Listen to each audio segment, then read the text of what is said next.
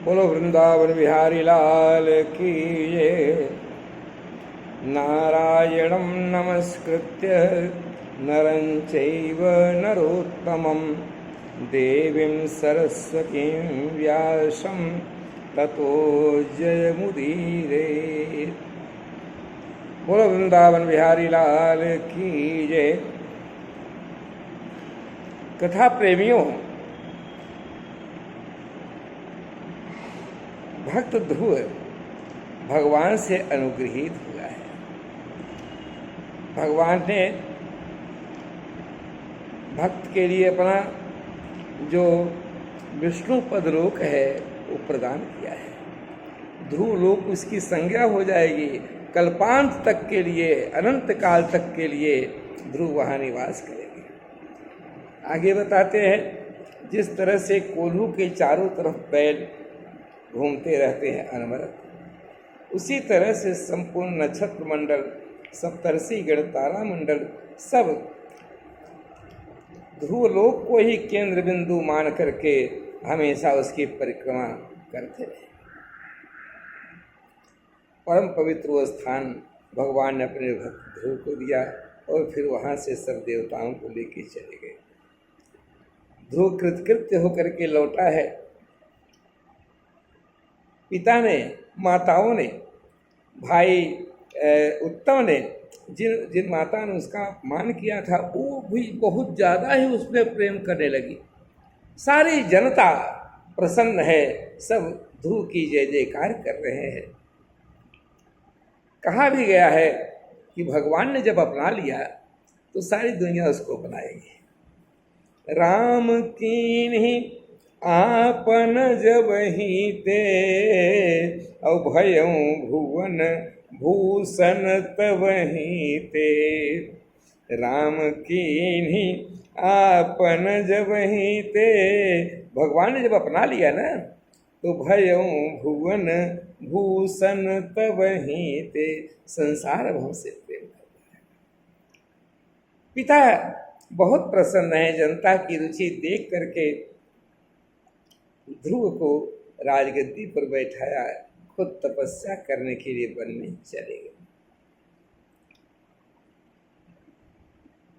ध्रुव ने 36,000 वर्षों तक राज्य किया। किसी समय दुर्घटनावश उसका भाई जो उत्तम है किसी यक्ष के द्वारा मार दिया गया, तो भाई की मृत्यु का बदला लेने के लिए उन्होंने यक्षेश्वर की अलकापुरी को ही सूना कर दिया। हजारों करोड़ों यक्षों को एक साथ में मार दिया। बहुत बड़ा युद्ध हुआ। उस समय मनु महाराज समझाने के लिए आए, बेटा ये तुम ठीक नहीं कर रहे हो, तू तो भगवत जन है। भगवत जन को ऐसा बदला लेने का अधिकार नहीं है। उनको तो सर्वत्र भगवान का ही दर्शन करना चाहिए। नायम मार्गो ही साधु नाम ऋषिकेशानुवर्तिनाम यदात्मानं परागृह्य पशुवद्भूत वैशसम। ये मैं हूँ, मेरा है, ये पराया, मैं पराया, इसमें क्या है बेटा? सब भगवान के हैं और तुम्हारे लिए शोभा नहीं दे रहा है। यक्षपति जो भगवान शिव के परम भक्त कुबेर जी हैं, कहीं रुष्ट न हो जाएं और उसके पहले ही तुम उनसे क्षमा मांगो। ध्रुव जाकर के यक्षराज कुबेर से क्षमा मांगा। कुबेर प्रसन्न हो गए। बेटा एक काल भगवान ये सब कर रहे हैं, न तो यहाँ कोई किसी भी तरह से न किसी को मार सकता है, न कोई किसी को जीवन दान दे सकता है। सब होनहार के हिसाब से अपना चल रहा है। तुम प्रसन्न हो। 36,000 वर्षों तक प्रजा का पालन करने के बाद विशाला में गए और वहाँ पर मृत्यु का देवता आके हाथ जोड़ के खड़ा हुआ। भगवान के पार्षद विमान लेके आए। मृत्यु के देवता बोला कि महाराज हमको अनुग्रहित कीजिए, क्योंकि ये मृत्यु हो गया। ध्रुव ने कहा अच्छा ठीक है, तुम सिर झुका दो।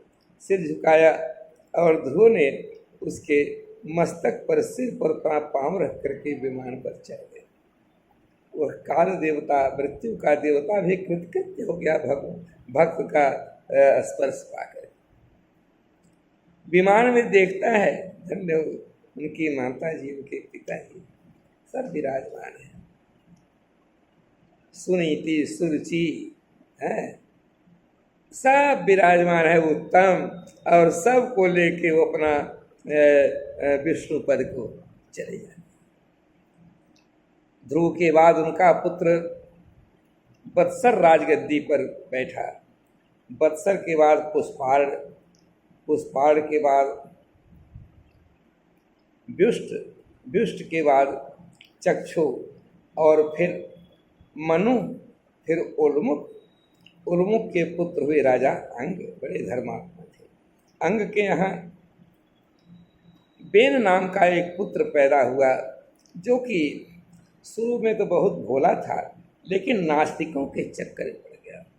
अपने बच्चों को, परिवार को नास्तिक लोग बुद्धि भ्रमित कर देते हैं, वो चारवाक होते हैं, सुंदर सुंदर ऐसा ऐसा तर्क देंगे कि बच्चों की कच्ची बुद्धि बिगड़ जाती है। भला तुम ही बताओ, राजा को समझा रहे हैं नास्तिक लोग, पानी तो बादल से वही बरस रहा है, गंगा जी में पड़ा तो गंगा जलवाह तरन तारण करने वाला है, कर्मनाशा नदी में गड्ढे में पड़ा ये तो नरक ही ले जाएगा, इसमें मत नहाओ। ये सब ढकोसलाबाजी है। कानपुर का, प्रयागराज का सारा कचरा गंगा जी में जा रहा है, फिर भी गंगा जल पवित्र है।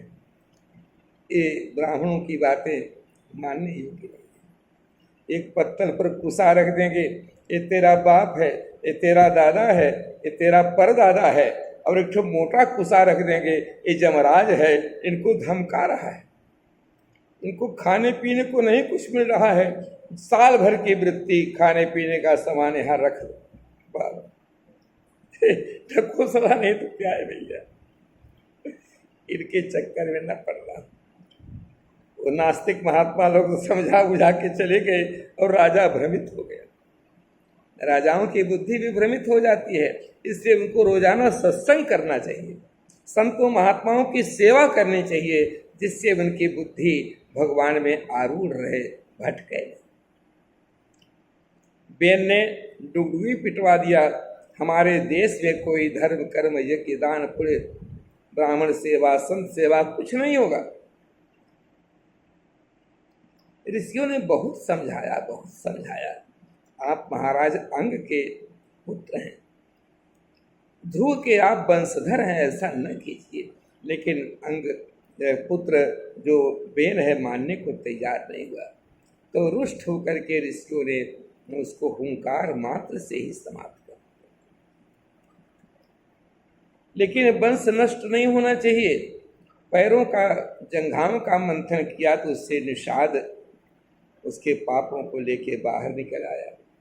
निषाद लोग जो है वन में, जंगल में, कंदराओं में रहकर वो अपना गुजर बसर करते हैं। लूट खसोट, राजनी या जो मधु आदि के द्वारा, अथवा जो है पशुओं के शिकार के द्वारा वो लोग अपना पालन करते हैं। उनकी एक अलग दुनिया है। फिर बाहुओं का मंथन किया तो भगवान विष्णु महाराज पृथु के रूप में और महालक्ष्मी जो है वो रानी अर्ची के रूप में प्रकट। देखो, ये राजगद्दी पर बैठाए गए, इनको आदिराज कहा गया। पहले पहले राजा हैं जिन्होंने पृथ्वी को, जो बड़ी ऊबड़ खाबड़ थी, समतल किया, गांव नगर बसाए। पहले लोग गांव नगर नहीं जानते थे, कहीं बस गए, कहीं खा लिए, कहीं पी लिए, फिर यहाँ पर कुछ कमी पड़ी तो दूसरे जगह चले गए। कोई सिस्टम नहीं था। लोगों को खेती करना सिखाए, पृथ्वी को सुंदर सजाए, पृथ्वी को अपनी बेटी बनाए। महाराज पृथु के नाम से ही पृथ्वी, पहले इसका नाम मेदिनी था क्योंकि मधुकैटभ के मेद से पैदा हुई थी। लेकिन आज और सारे राजा लोग भूपाल कहे जाते हैं, पृथ्वीपाल कहे जाते हैं। यहाँ तक कि मूर्खता तो राजाओं की यहाँ तक है कि अपने को पृथ्वीपति भी कहते हैं। बताओ, जिसके पति एकमात्र भगवान नारायण हैं। ऐसे भूपति पृथ्वीपति यहाँ बहुत से हो चुके हैं। लेकिन आज ये पहला राजा है जिसने पृथ्वी को अपनी बेटी बनाया, पृथ्वी को बेटी की तरह सजाया, पृथ्वी का दोहन किया। सब कुछ पृथ्वी में क्या नहीं है। पृथ्वी हमको जल देती है, रहने के लिए स्थान देती है, पहनने के लिए कपड़ा कपास देती है, अन्न खाने के लिए तरह तरह के कड़वा कसेला खट्टा मीठा तीता तीखा रस प्रदान करती है। सब कुछ तो पृथ्वी माता से ही हमको मिल रहा है। राजा का जीवन धर्म पूर्वक बहुत समय तक चला। उन्होंने 99 अश्वमेध यज्ञ किए। 100वें अश्वमेध में इंद्र ने बाधा डाल दिया तो भगवान खुद आए। उन्होंने कहा कि पृथु जाने दो, यह शतक्रतु इंद्र डर रहा है तुमसे कि अगर 100 यज्ञ पूरा हो गया तो यही इंद्र बन जाएंगे, हमको सिंहासन से उतार दिया जाएगा। तुमको इंद्र पदवी से क्या लेना देना है, वरदान मांगो। राजा ने कहा कि हे प्रभु, वरदान क्या मांगना है? न कामये हम गतिमेश्वरात् पराम अष्टर्धयुक्ताम पुनर्भवम वा न कामये नाथ तदप्यहम क्वचिद न यत्र युष्मच्चरणारविंदम महत्तमांतर्हृदयान्मुखच्युतो विधत्स्व कर्णायुत में समे बरह। हम आपकी कथा सुनते रहे, आपके भक्तों की कथा सुनते रहे। हम यही मांगते हैं कि हमको 1000 कान दे दीजिए। क्या कहते हैं? हमारा हृदय, भक्तों का हृदय समुद्र की तरह, और कानों के रास्ते जितनी नदियां आती हैं, समुद्र कभी इनकार नहीं करता साहब, उसका पेट ही नहीं भरता है कथा सुनते सुनते। जाके हृदय समुद्र समाना कथा तुम्हारी सुभग सरिनाना भरहि निरंतर होहिन पूरे ताके ही तुम्हारे गृह रूरे ताके ही तुम्हारे गृह रूरे पुनि प्रणवों पृथुराज समाना प्रभु गुण सुनई सहस दस काना। धन्य हो महाराज। भगवान अनुकूल वचन दे के वहां से चले गए। महाराज पृथु के पुत्र हुए विजितास, विजितास के अंतर्धान के हविर्धान के यहाँ जो है महाराज प्राचीन बरही के प्रचेता थे। प्राचीन बरही बड़े प्रतापी राजा थे, वो भी संगत में गड़बड़ा गए। कुछ ऐसे तांत्रिक मांत्रिक पंडित उनको मिल गए, उन्होंने कहा कि देखो, यह इतनी बलि दोगे तो तुमको ये लोक मिलेगा, बकरे की बलि, हिरण की बलि, पशु बलि। वेदों में है, अरे वेद में है, किसी भी धर्म में हिंसा के लिए कोई स्थान नहीं। भगवान जब कह दिए अहम आत्मा गुड़ा के सर्वभूता से स्थित, तो किसी दूसरे के साथ बैर करना, उसकी हिंसा करना, मानो भगवान श्री कृष्ण से बैर करना। भगवान ने क्या कहा?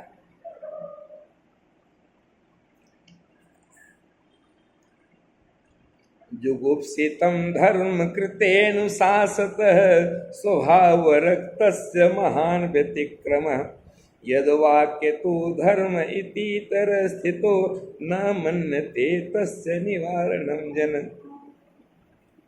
लोके व्यवायामि समद्य सेवा नित्यास्तु जंतो नहीं तत्र नोदना व्यवस्थितेषु विवाह यज्ञ सुरारह ग्रहैरासु निवृत्तिरिष्टा। अगर कहीं हिंसा का कुछ चर्चा है, कोई चैप्टर है, तो हिंसा करने के लिए नहीं है, हिंसा से जीव को दूर करने के लिए।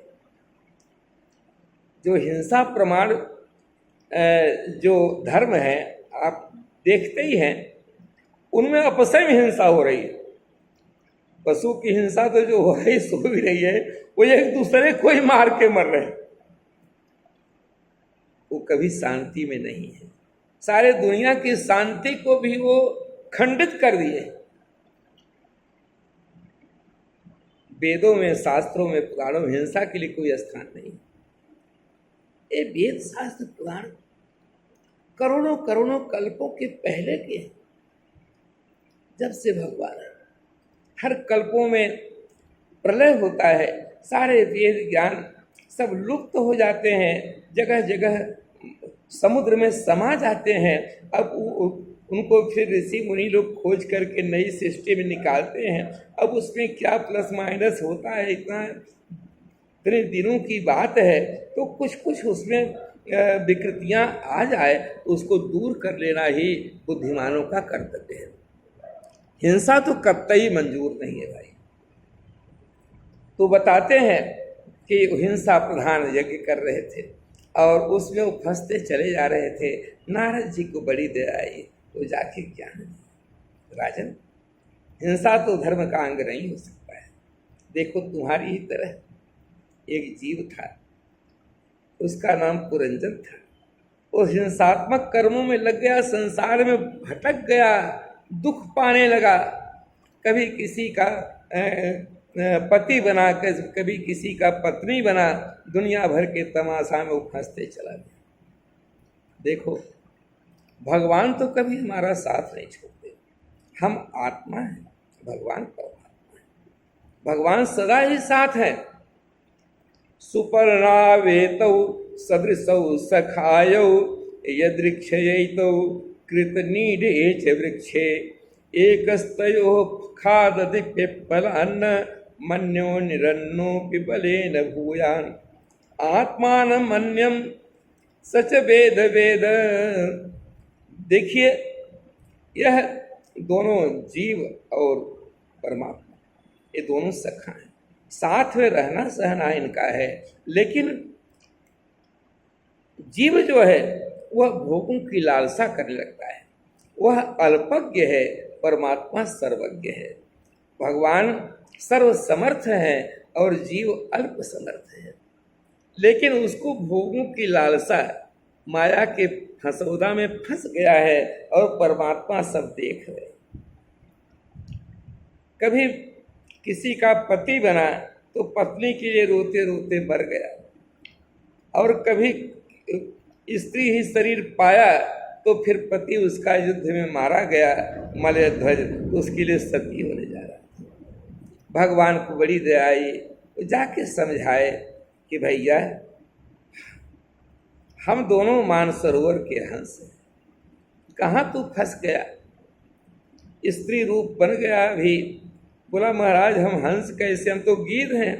गीध का मतलब होता है जो संसारिक मोह माया में लिपटा हो, जिसके अंदर गृद्धता यानी कि लोभ लालच भोग हो, भोग भोगने में जो तत्पर रहे, वही गीध है। हंसा वहम चतुर्या तुम चार्य सखाय मानसाय नव। भगवान ने कहा नहीं, एक गीध का खोल उतारो, विचार उतारो, तुम तो हमारे परम मित्र हो, हम तुम्हारे रक्षक हैं। चलो हम लोग अब आपस में मिल करके मानसरोवर के ऊपर चलते हैं। तो हम लोग जीव संसार में भटक रहे हैं, दुख पा रहे हैं, और भगवान संत के रूप में, सत्पुरुष के रूप में और सत्शास्त्र के रूप में हम सबको रास्ता बताते रहते। संसार में लिप्त हो रही, अगर यहाँ तो हंस है, हंस का रूप था, गंदा पानी पिया बन अभागा, साथी सारे जगह तू न जागा। तुम हंस हो, जीव हंस है और भगवान परम हंस है, उन्हीं का साथ करोगे तो आनंद रहेगा। राजा प्राचीन वरही, जिनको परिषद करते हैं कहते हैं, वो भी निवृत्ति परायण हो गए। उनके प्रचेता नाम के पुत्र हुए। प्रचेता लोग तपस्या करने गए, आखिर संसार की सृष्टि बढ़ानी है तब करना पड़ेगा। वहाँ भगवान शिव जी उनको दर्शन देते हैं और उनको ज्ञान दिए। स्वधर्म निष्ठ सतजन्म भी पुमान विरिंचिता में ततः परम हिमाम अव्याकृतम भागवतोथ वैष्णवम पदम यथाहम विबुधा कलात्रे। अरे राजपुत्र, स्वधर्म निष्ठा सत जन्म भी पुमान विरिंचता में, अपने श्रेष्ठ धर्म का पालन करते हुए 100 जन्म जब बिताता है तो ब्रह्म पद पाता है, ब्रह्मा के लोक में जाता है।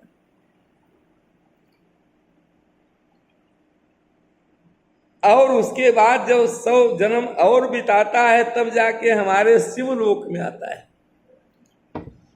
और जो विष्णु भक्त होते हैं,